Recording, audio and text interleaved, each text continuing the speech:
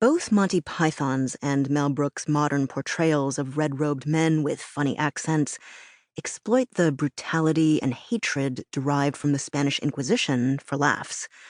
All joking aside, this powerful medieval and Renaissance institution, born of anti-Semitism and overzealous religious fervor, offers an invaluable resource for any fantasy, alt history, or sci-fi author in world-building. Want a disturbing way to torture your characters and/or build an oppressive regime? Look no further than the Spanish Inquisition. The first Inquisitor General to receive a royal appointment was Tomás de Torquemada, who had been one of the 7 inquisitors commissioned by papal letter in 1482. He was made Inquisitor of Aragon, Catalonia, and Valencia by Pope Sixtus IV on October 17, 1483. The appointment of Torquemada was a crucially important event in the development of the Spanish Inquisition.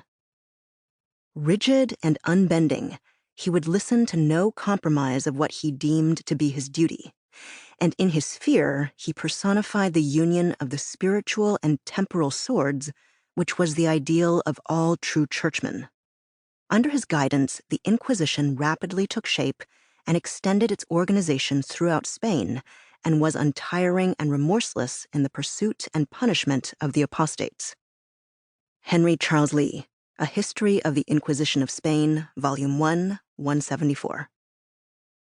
As the Spanish Inquisition gradually gained independence from the crown, it rose in power and influence to become an institution virtually equal with the Spanish crown, with supremacy over all other governmental bodies. The Spanish Inquisition dealt with heretics in many disturbing ways. Under the inquisitorial process, the accused was assumed to be guilty, and the object of the tribunal was to induce or coerce him to confess his guilt. That, for this purpose, he was substantially deprived of facilities for defense, and that the result, for the most part, depended on his powers of endurance, which the judges, at discretion, could test to the utmost. Lee, History, Volume 2, 465. The accused was virtually helpless.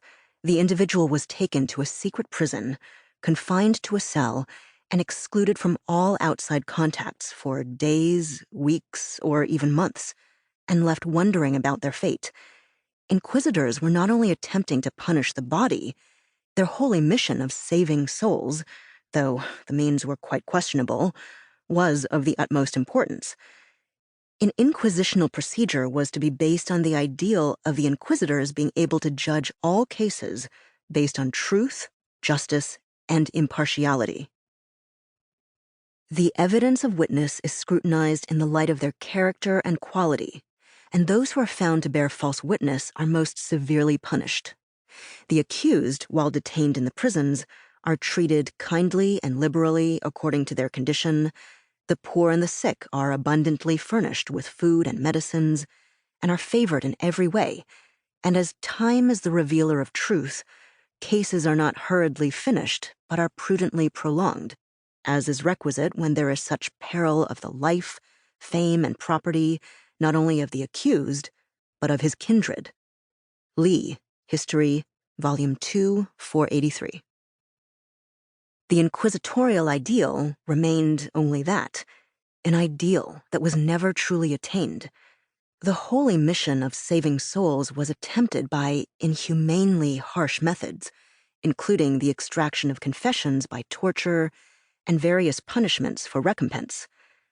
The crime of heresy was exceptionally hard to prove, and the Inquisition's most effective means of ascertaining the truth was through confessions brought about by torture. The conditions held to justify torture were that the offense charged was of sufficient gravity, and that the evidence, while not wholly decisive, was such that the accused should have the opportunity of purging it by endurance proportionate to its strength. From the inquisitor's point of view, it was a favor to the accused, as it gave him a chance which was denied to those whose condemnation was resolved upon. Lee, History, Volume 3, 7.